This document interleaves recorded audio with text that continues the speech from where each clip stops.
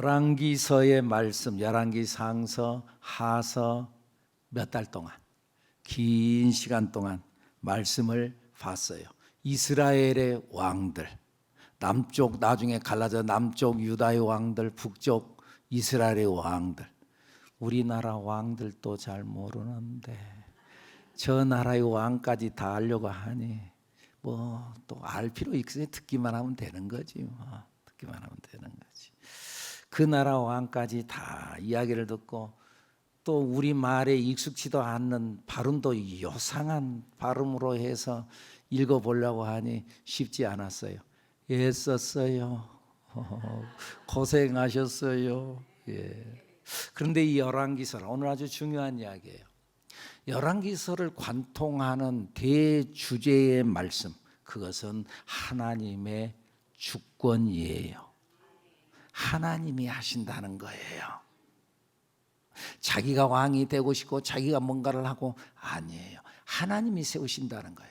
하나님이 왕을 세우기도 하고 하나님이 왕을 폐위시키기도 했어요. 또 하나님께서 나라를 세우시기도 하고 나라를 무너뜨리기도 했어요. 하나님의 은혜 가운데 성전이 세워지는 것도 하나님께서 성전을 세웠어요. 그 과정 중에서 이스라엘이 복을 받는 것도 혹은 심판을 받는 것도 모든 것이 다 하나님의 주권 하에 있었어요. 하나님이 하신다. 하나님이 하신다는 거예요.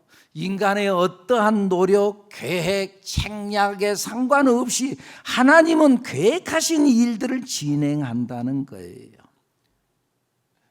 나중에 유다 나라가 바벨론에 의해서 망하고 유다의 많은 사람들이 바벨론으로 포로로 끌려갔어요. 그리고 그 땅이 황폐하게 됐어요. 그런데요, 또 많은 사람들을 끌고 갔는데 또 어떤 사람들은 그 땅에 남겨둔 사람들도 있었어요. 어떤 사람은 끌고 가고 어떤 사람은 남겨놨어. 그것도 하나님의 주권하에 있었어요. 하나님이 하시는 일이었어요. 하나님이 하시는 일. 예수님께서 제자를 선택하는 것도 예수님께서 그냥 선택하셨어요. 뭐 너는 내 마음에 든다, 너는 뭐가 어떤다, 뭐가 어떤 그런 것이 아니라 그냥 선택하셨어요. 은혜로 선택하셨어요. 은혜지요. 그러니까 하나님이 하시는 일, 그것은 하나님이 하신다. 그러니까 하나님이 하시는 일 앞에 우리는 왜라고 말하지 않아야 합니다. 하나님 왜 이러세요? 하나님 왜 나에게 이런 일이 와야 되는 거예요? 왜 이 고통이 와야 되는 거예요? 여러분, 그 속에도 하나님의 뜻이 있고 섭리가 있고 역사하심이 있는 줄로 믿습니다. 내 생각에는 이게 아닌 줄 알았는데 아닌 것이 맞는 것이 있고 오히려 맞다고 그러고 이것이 되는 길인 줄 아는데 되는 것이 오히려 안 되는 수가 있고 요셉이 그랬잖아요. 형들에게 미움받았어요. 그리고 죽을 뻔하다가 팔려갔어요. 되는 일이 없어요. 좀 인정받았고 그래도 내가 좀 되는구나. 그런데 누명 썼어요. 감옥에 들어갔어요. 그런데 나중에 보니까는 그것이 축복으로 가는 길목이었어요. 안 되는 줄 알았는데 하는 일들마다 안 되는 줄 알았는데 팔려갔지, 누명 썼지, 감옥에 들어갔지, 자기가 믿었던 사람 배신했지, 안 되는 줄 알았는데 안 되는 것이 되는 길이었어요. 여러분, 그러니까 우리가 인생을 살아가다 보면 많은 일들이 있는데 내 생각에 내 마음에 맞는 일도 있고 아니면 내 마음에 맞지 않는 일도 있고 내 생각대로 안 되는 일이 한두 건이 아니야. 그런데 우리가 그 속에서 알아야 할 것은 이 속에 하나님의 어떠한 뜻이 있는가, 하나님의 어떤 계획이 있는가, 우리는 그것을 찾아야 될 줄로 믿습니다. 하나님께서 왜 나에게 이런 일을 주셨나? 왜 나에게 이런 고난을 주셨나? 내가 왜 이런 힘든 일을 당해야 되나? 여러분, 그 속에 하나님의 계획이 있고 뜻이 있고 역사가 있는 줄로 믿습니다. 이 하나님을 바라보고 하나님의 섭리를 기대하는 우리들, 여러분들이 되기를 축복합니다. 그런데 이들은 그 상황 속에서 하나님의 어떤 뜻이 있는가 이걸 찾기보다는 자기들의 생각을 앞세웠어요. 나라가 망했어요. 바벨론 나라가 그 나라에 그달리아라고 하는 총독을 세워놨어요. 그래서 그 총독 밑에서 평안하게 바벨론을 섬기면서 그냥 살라고 그랬는데 그들은 자기들의 생각을 앞세워서 그 그달리아라는 사람을 죽이고 애굽으로 피신해 갔어요. 그걸로 그 나라는 끝났어요. 내 생각대로 만들어 가려고 하는데 그것이 하나님의 뜻이 아닌 경우가 많아요. 우리는 하나님의 뜻을 찾는 우리들 여러분들이 되기를 축복합니다. 그렇게 해서 그 나라가 망한 줄로 알았어요. 망했어요. 끝났어요. 끝난 줄로 알았는데 오늘 본문 27절 말씀에 보니까는 읽어볼까요? 시작. 유다의 왕 여호야긴이 사로잡혀 간 지 37년 곧 바벨론의 왕 에일므로닥이 즉위한 원년 12월 그달 27일에 유다의 왕 여호야긴을 옥에서 내놓아 그 머리를 들게 하고, 유다의 왕 여호야긴이 있는데 이 여호야긴 왕은 남유다의 제18대 왕이에요. 그가 3개월 동안 통치하고 바벨론의 왕이 끌려가 버리고 자기의 삼촌 시드기야가 왕이 됐어요. 그리고 그 시드기야는 바벨론을 반역하고 바벨론에 대항하다가 결국 두 눈이 뽑히고 나중에는 죽었어요. 근데 여호야긴은 3개월 동안 통치를 해가지고 끌려갔지만은 감옥에서 37년 동안을 감옥에 있었어요. 그리고 37년 만에 느부갓네살 왕이 죽고 난 후에 그의 아들이 왕이 되는데 에일므로닥이 왕이 되는데 에일므로닥이 왕이 되고 난 후에 뭔 일 때문인지 여호야긴을 석방을 해요. 37년 만에. 누가 그 기나긴 감옥 생활 중에서 나올 생각을 했겠어요? 그냥 거기에서 37년을 살았으면 이제 그 감옥 생활이 오히려 집 안방과 같고 적응이 돼 가는 거예요. 사람은 그러잖아요. 처음은 좀 힘들어요. 한 번, 두 번, 10번, 한 달, 두 달, 1년, 2년 힘들어요. 근데 10년, 20년 가면은요, 사람은요, 어떤 어려운 환경에 있다 한다 할지라도요, 적응해 가게 되어져 있어요. 그리고 그 적응하면은 그것이 편안해요. 감옥이라 할지라도 거기가 안방인 것처럼 느껴져요. 근데 거기서 그렇게 살아갈 줄 알고 꿈에도 석방될 거란 꿈에도 생각지 않았는데 37년 만에 하나님께서 그를 감옥에서 끌어내요. 여기가 살만한데, 근데 그 속에 하나님의 뜻이 있고 섭리가 있었는 줄로 믿습니다. 왜 그를 끄집어냈을까? 그것은 이 이스라엘 나라에 희망을 주기 위한 것이었습니다. 희망을 보여주는 거예요. 지금 이 이스라엘 나라의 남유다의 암흑과 절망뿐이었던 유다 나라, 여기에 희망을 주는 거예요. 끝난 줄 알았어요. 여호야긴 왕이 감옥에 들어갔어요. 그리고는 완전히 나라도 패망을 했어요. 그런데 끌려갔던 여호야긴이 잡혀간 지 37년 만에 다시 석방되어지고, 그것도 감옥에서 나온 후에 후한 대접을 받아요. 왕과 같은 대접을 받아요. 이런 놀라운 일들이 일어났어요. 이런 일을 여러분들은 우연으로 생각하시겠습니까? 물론 어떻게 해서 이 에일므로닥이 여호야긴을 석방시켜서 끄집어내서 왕과 같이 함께하는 사람으로 대접한 성경에는 그 이유가 나오지 않아요. 그런데 전승에 의하면 에일므로닥이 어떤 일에선가 감옥에 투옥된 적이 있었어요.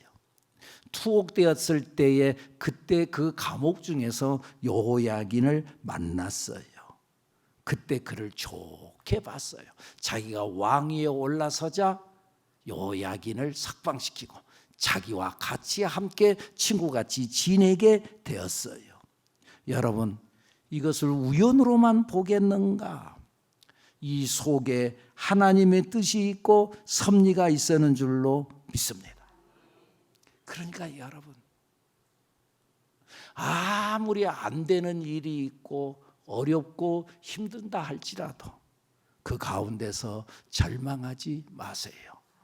절망 중에 희망이 있고 그 속에도 하나님의 뜻이 있고 섭리가 있는 줄로 믿습니다.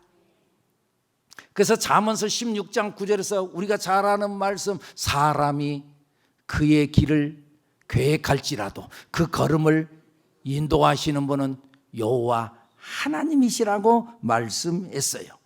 잠언서 16장 33절에도 그랬어요. 사람이 제비는 뽑으나 이를 작정하기는 여호와께 있느니라. 내가 뽑은 줄 알았는데 알고 보니까 내가 뽑은 것이 아니라 하나님께서 그렇게 작정시켰다 그 말이에요.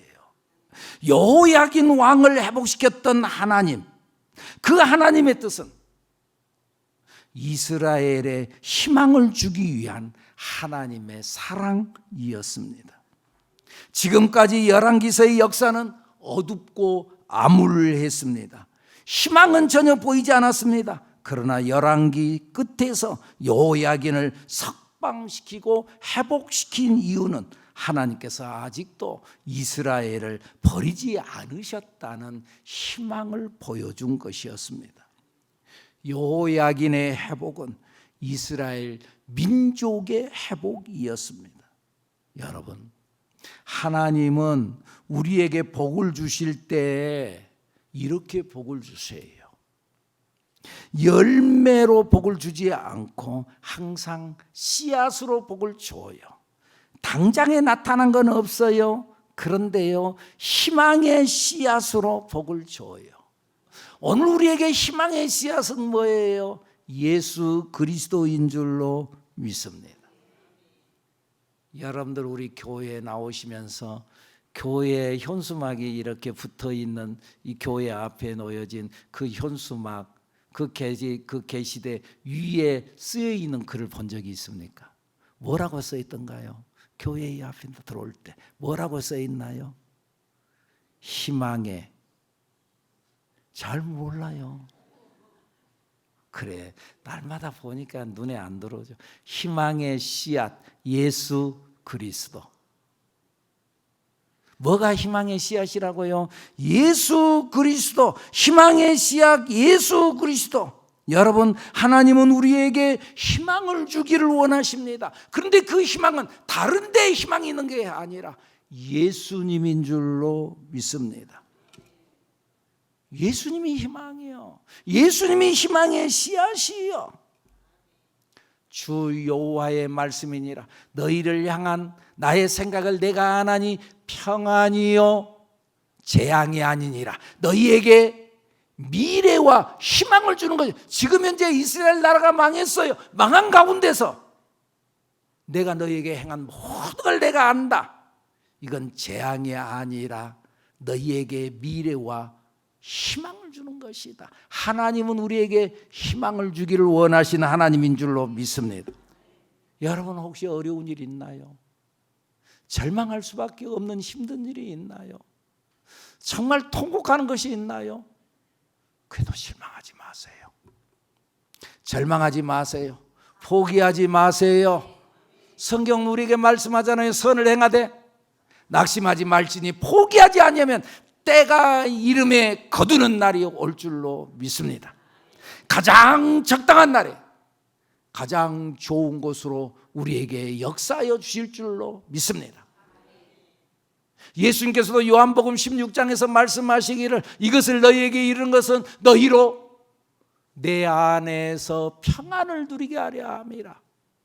세상에서 너희가 살아갈 때는 힘들지, 세상에서는 너희가 환난을 당하나 담대해라, 내가 세상을 이겼노라. 내가 이겼어. 내가 희망이야. 너희들 나 믿잖아. 내가 이겼으면 너희들도 이긴다.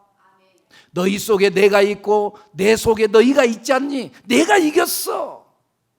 너희도 이긴다. 내가 세상을 이겼노라. 예수님이 희망의 씨앗인 줄로 믿습니다. 이 주님 바라보고 힘들고 어려워도 또 일어나고 또 일어나고 또 일어나는, 오늘 아까 여기 이 자막 중에 설교 3분 영상 중에 나왔던 그 사진처럼 말이죠. 아스팔트 사이에서도 풀이, 그 미물의 풀이 솟아올라가지고 꽃까지 피어내는데, 저런 미물도 살아서 오르나는데 오늘 살아나기를 축복합니다. 살아나기를 축복합니다. 제가 이 말씀을 준비하면서요, 제가 저의 목회 여정을 이렇게 보니까는요, 제가 단독 목회를 시작한 지 38년이 됐더라고요. 단독 목회라고 한다면은 내 위에 나를 지도하는 목사님이 없고 내가 모든 걸 총괄해서 하는 목회가 38년을 했다는 거예요. 한참 했죠. 그랬어요. 그리고 가만히 생각해 봤더니 제가 7년째, 목회 7년째 고비가 왔어요. 젊은 때 내 나름대로의 탈진이 왔어요. 내 나름대로 그 젊은 나이에 30대 나이에 7년째 탈진이 와가지고, 나도 불완전한데 성도들을 이끌고 하나님의 말씀을 전하고 상처받은 영혼, 세상에 지친 영혼들 위로한다고 그러고, 사실은 나도 위로받아야 되는데, 나도 힘든데, 그런데 그들을 위로한다. 그래서 다 준다고. 사실은 없는데, 내 속에 없는데, 없는 것과 바닥에 다 끄집어서 내준다고 내주니까는 나도 탈진이 왔어요. 그래가지고 다 못하겠다. 목회가 보통 일이 아니구나. 그리고 그만두려고 하는데, 그때 마침 우리 교단에서 실시하는 그 목회자 세미나가 있었어요. 그래서 이번에 그 세미나에 참석하고 그리고 결단을 하리라. 내가 목회를 계속하든지 아니면은 나하고는 안 맞으니까 그만두든지, 그러면서 목회 그 세미나에 참석을 했어요. 그리고 맨 첫 시간, 첫 강사가 그때 당시에 유명했던 박조준 목사님이라. 박조준 목사님, 서울 영락교회 목사님, 지금은 원로 목사, 거의 90, 돌아가시는 않아서 한 90세가 넘어가셨던지 지금 그렇게. 박조준 목사님 훌륭하신 목사님인데, 그분이 나와서 첫째 말을 하는 거예요. 제1성 딱 하는 거예요. 첫째 말을 딱 하는데 무슨 말로 시작하냐면은, 전체 목사님들이 다 앉아 있잖아요. 그들에게 하는 말이, 여러분 목회는요 7년부터 시작입니다. 내가 몇 년 만에 가서 7년 만에, 나 시작도 안 했단 말이에요. 여러분 목회는 7년부터 시작입니다. 나는요 그 말씀을요 하나님 말씀으로 들었어요. 하나님께서 내게 주신 말씀이구나. 그 말씀에 활력을 얻고 오늘 여기까지 달려왔어요. 그분이 나에게 특별히 뭐 다른 거 해준 게 없어요. 말 한마디, 첫 번째 말 한마디, 그 다음에 여러 가지 말들 많이 했을 거예요. 다른 말은 하나도 기억이 안 나. 여러분 목회는 7년부터입니다. 하나님의 음성으로 들렸어요. 그리고 목회하다가 어느 날 한 성도가 저를 찾아왔어요. 너무너무 어려우니까 자기 어려운 이야기를 막 하는 거예요. 목사님 너무 어려워요. 어떻게 하면 좋겠어요? 자기 어려운 이야기를, 사연들을 쭉 이야기. 내가 뭐 할 말이 있어요? 그래서 내가 한마디 했어요. 집사님, 자기 계산하지 마세요. 그랬더니 그분이 눈물을 팍 쏟으면서, 목사님, 그 말이 내 가슴에 꽉 맺혔던 것이 뻥 뚫린 것 같은 시원함을 내게 주었습니다. 지금까지 내가 내 계산하다가 머리가 아팠습니다.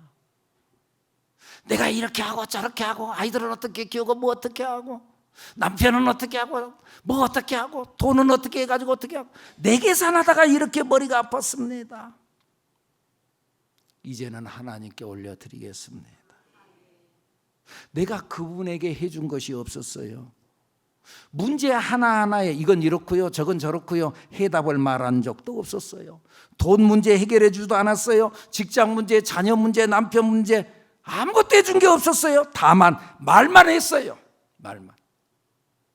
집사님, 자기 계산하지 마세요. 그런데 그 말이 그의 인생에 곧 길이요 진리요 생명이 됐어요. 성경은 그렇게 말씀하잖아요. 사람이 떡으로만 사는 것이 아니라 하나님의 입으로부터 나오는 말씀으로 산다고 그랬잖아요. 그 말씀의 뜻이 바로 이거예요.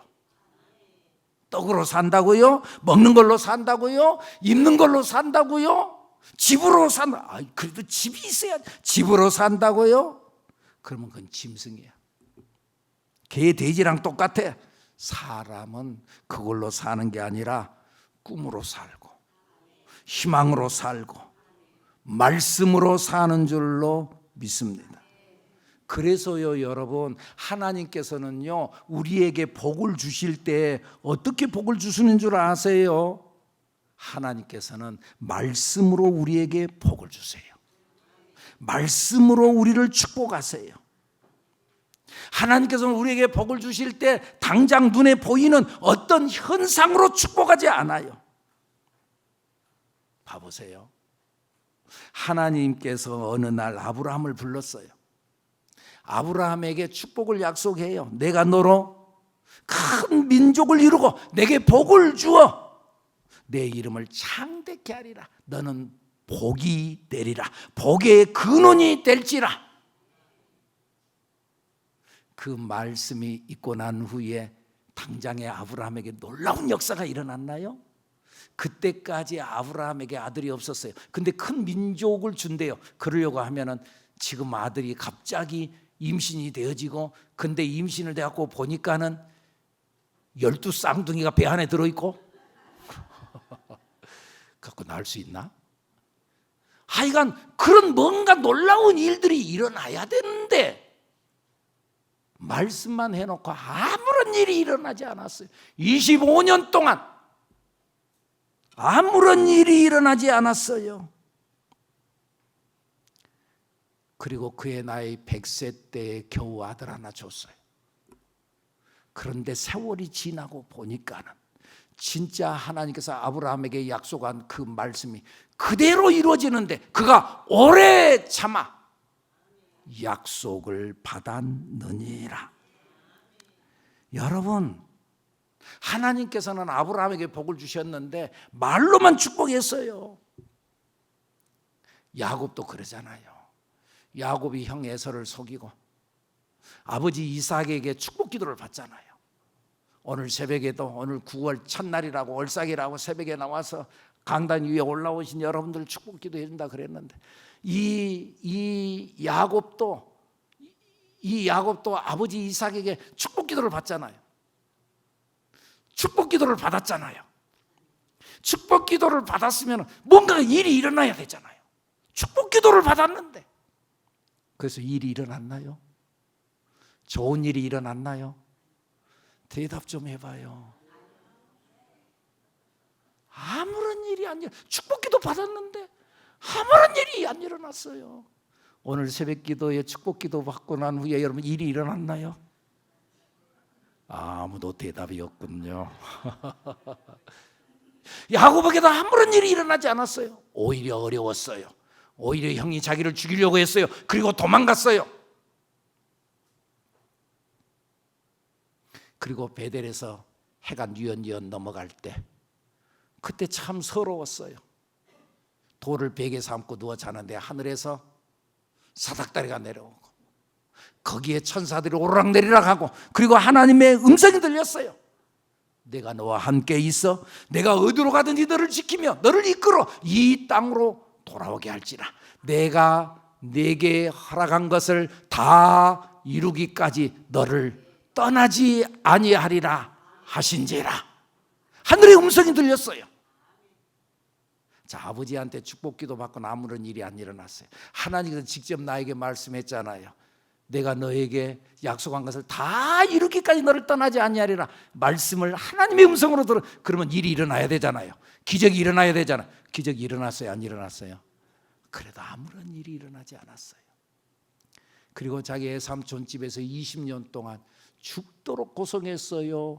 속임수를 몇 번이나 당하고 죽도록 고생했어요. 그런데 나중에 지나놓고 보니까 진짜 그 말씀 그대로 다 이루어졌어요. 하나님은 우리에게 복을 주시는데 보이는 현상으로 여기 있다 딱 주면은 좋겠는데, 우리 입장에서는 하나님은 그렇게 보이는 현상으로 주지 아니하고 보이지 않는 말씀으로, 약속으로 주시는 줄로 믿습니다. 요셉도 어릴 적에 꿈을 꿨잖아요. 하늘에서 해와 달과 별들이, 11별들이 자기를 향해서 엎드려서 넙죽 엎드려서. 여러분들, 이 꿈이 보통 꿈입니까? 세상에 하늘의 해와 달과 별들이 나를 향해 절을 하는데 보통 꿈입니까? 하나님께서 자기에게 그런 꿈을 줬으면 뭔가 달라져야 되잖아요. 그런데 오히려 그 꿈 때문에 형들에게 미움받잖아요. 그 꿈 때문에 죽을 고비를 겪잖아요. 그 꿈 때문에 팔려가잖아요.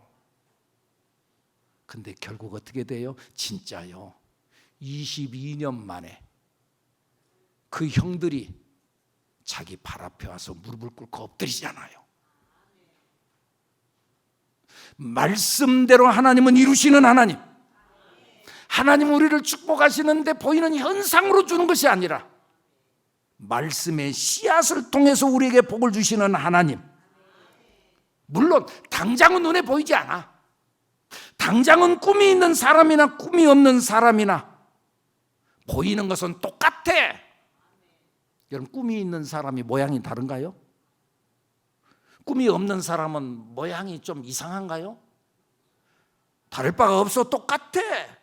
약속을 받은 사람이나 약속을 받지 않은 사람이나 외모로 보이는 건 똑같아. 신자와 불신자 똑같아. 여러분, 예수 믿는 사람 다른가요? 예수하고 뭐 써 있나요? 안 믿는 사람 불신하고 떠 있나요?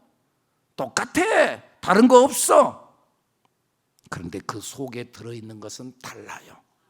눈에 보이지 않지만 속에 들어있는 건 달라요. 생각이 다르고 미래가 다르고 느끼는 감정이 다르고 고백하는 말이 다르고 달라요.